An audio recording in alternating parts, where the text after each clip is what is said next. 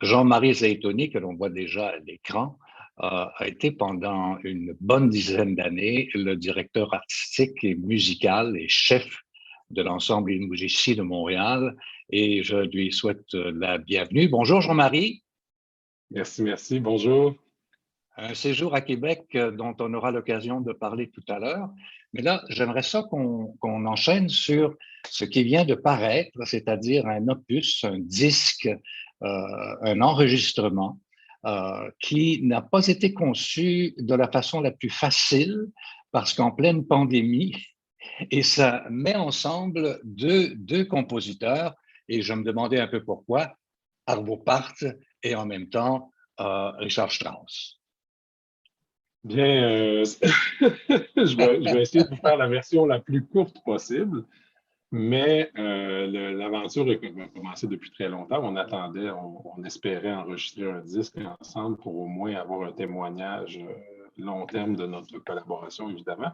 Et on avait commencé fin janvier 2020, donc juste avant la pandémie, avec la symphonie d'Arvo Pärt, la quatrième symphonie, qui est une œuvre vraiment très spirituelle, profonde. C'est une œuvre d'apaisement. On ne savait pas du tout ce qui nous attendait un mois plus tard, mais l'idée, c'était aussi d'enregistrer du répertoire d'orchestre à cordes qui avait peu été joué, parce que Musici a quand même une grande discographie. Et donc, on avait trouvé cette œuvre-là très humaine, qui parle du pardon, qui est contre l'injustice, qui est pour les opprimés, en fait, et pas nécessairement contre les oppresseurs, mais c'est une ode à la dignité humaine, à ce qu'il y a de plus beau. Et donc, la pandémie est arrivée, on n'a pas pu compléter le disque, et on s'est dit, bon, quand il est venu le temps, évidemment, d'annoncer que je quittais Musici, on s'est dit, je veux dire, ça serait bien d'avoir un témoignage quand même de cette grande relation qui se poursuit, puis qui est toujours avec autant d'amour et de respect. Et comme on était en pandémie, le Strauss, qui est vraiment, en fait, qui est peut-être le sommet du répertoire pour les orchestres jouant des instruments à cordes, étant donné que l'œuvre est écrite pour 23 solistes, donc ce n'est pas des sections qui jouent ensemble, mais c'est vraiment des individus qui dialoguent, etc., c'était une œuvre parfaite pour la pandémie, parce que ça nous permettait de la jouer, et on l'avait déjà joué plusieurs fois ensemble, mais aussi de l'enregistrer en distanciation. Et on s'est rendu compte, en fait, que ce choix-là s'imposait parce que le Strauss aussi, c'est un plaidoyer pour la culture, c'est un plaidoyer contre la guerre, en fait, qui détruit ce que les humains ont de plus beau en commun, c'est-à-dire leur culture valoriser l'art, l'intériorité, la spiritualité. Et donc, on s'est rendu compte, en fait, que ce disque-là, même si les œuvres avaient été écrites à quelques 55 ans d'espace, en fait, non seulement se répondaient bien l'une l'autre, mais aussi étaient très d'actualité. Et encore plus d'actualité maintenant, puisqu'on sait qu'est-ce qui arrive avec cette guerre en Ukraine. L'œuvre de Arvo Pärt avait été dédiée à un homme que Vladimir Poutine a emprisonné. Et donc, je veux dire, ça, c'est pas du tout opportuniste de notre part, c'est juste que malheureusement, je dois le dire, mais notre CD a une résonance encore plus actuelle au moment où il arrive enfin, puis qu'on peut le partager avec tout le monde.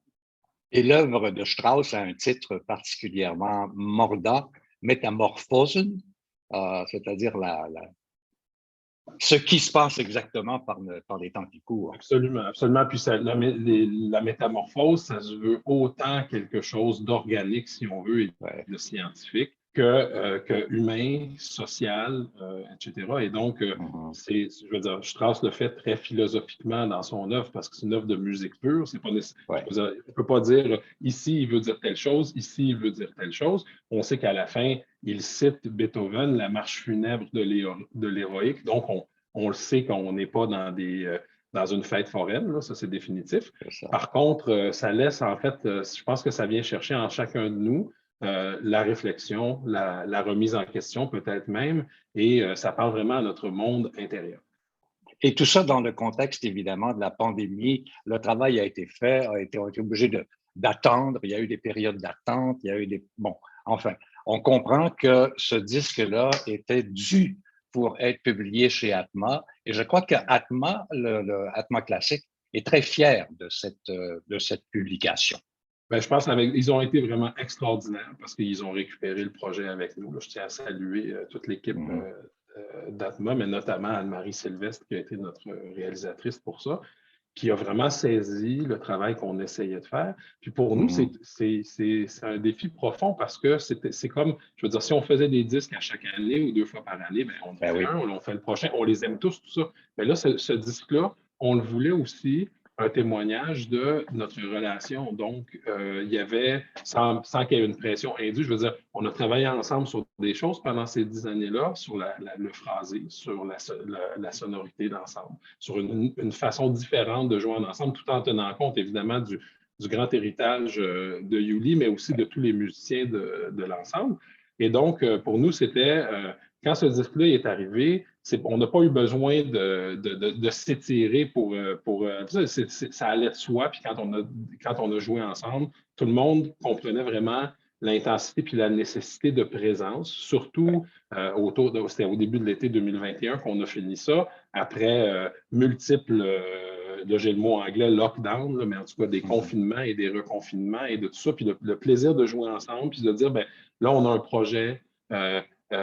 Évidemment, on va continuer de collaborer ensemble, on va continuer tout ça, mais notre relation officielle d'orchestre avec un directeur artistique, c'est le clou du spectacle, c'est ça. Et donc, on ne passera pas à côté de la chance nous, de se faire le plaisir et l'honneur, mais aussi de partager avec les gens à la hauteur du travail qu'on a fait, quelque chose dont on sera vraiment fier.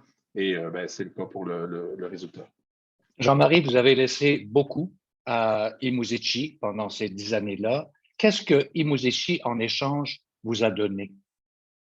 Ah ben, je pourrais vous dire, je suis ému un peu en écoutant votre question parce que les Musici, c'est vraiment une famille. Et puis, pour moi, ça a été vraiment un apprentissage. Quand je suis arrivé, bon, c'était une période difficile parce que le fondateur quittait et la fondatrice, ils sont décédés dans les 12 mois qui ont suivi. Mhm. Et donc, ça a été quelque chose d'être adopté par cette famille-là. Ils m'ont enseigné beaucoup de collégialité, de fraternité.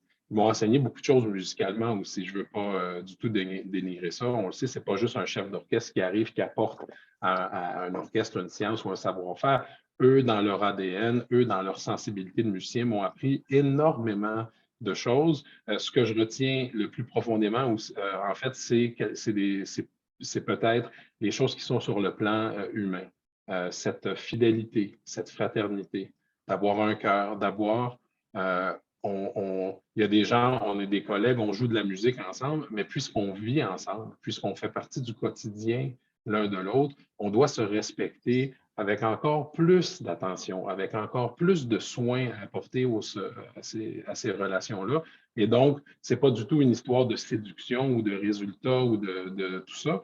Il y a de la chimie, oui, effectivement, mais de cette chimie-là, on développe une véritable relation, une complicité et une confiance. Et puis c'est vraiment ça. Je pense que j'ai apporté aussi à ce sens-là, mais moi, c'est ce qu'on m'a apporté, c'est ce que je retiens le plus. Et puis cette valeur que je retiens en moi et puis qui Mhm. continue d'évoluer. Que vous allez continuer à porter, évidemment. C'est un cocon, c'est un environnement, c'est une famille, comme vous le mentionnez si bien. Absolument. Là, vous êtes en ce moment, Jean-Marie, à Québec. Vous êtes à la Oui, barre du prochain opéra, de l'Opéra de Québec. Alors, oui. comment ça se passe? Ben, c'est magnifique. C'est Don Giovanni. Don Giovanni, c'est le chef-d'œuvre absolu. Je ne sais pas quoi dire. Je veux dire, ça doit faire 30 ans et plus que je connais cette œuvre-là. À chaque fois que j'ouvre ma partition, je trouve quelque chose de nouveau, une nouvelle subtilité, un nouvel angle, une nouvelle inflexion, etc.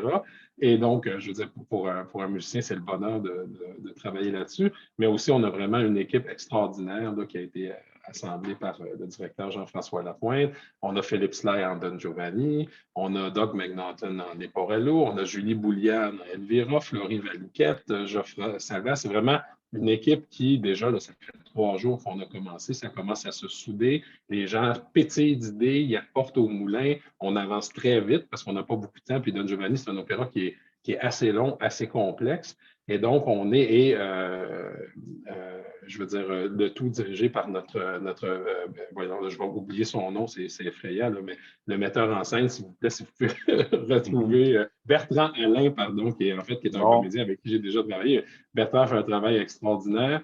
Donc, on a une équipe de feu. Et puis, c'est le fun parce qu'on a les outils qu'il faut pour rendre justice à cette œuvre-là, la rendre vivante. Puis évidemment, ben, Don Giovanni, ça parle je veux dire, il y a le mythe de Don Giovanni, mais il y a aussi, je veux dire, la condition des femmes, le consentement, l'agression et tout ça, etc. Fait encore, comme c'était le cas pour notre CD, encore, c'est on est en d'actualité. 2022 et puis, Oui. je veux dire, les thèmes qui sont abordés avec un angle d'époque, évidemment, mais je veux dire, pouf, pouf, pouf, on se dit, mon Dieu, hein, on a encore du chemin à faire collectivement parce que les défis de 1787, ben, je veux dire, on est encore en train de travailler dessus aujourd'hui.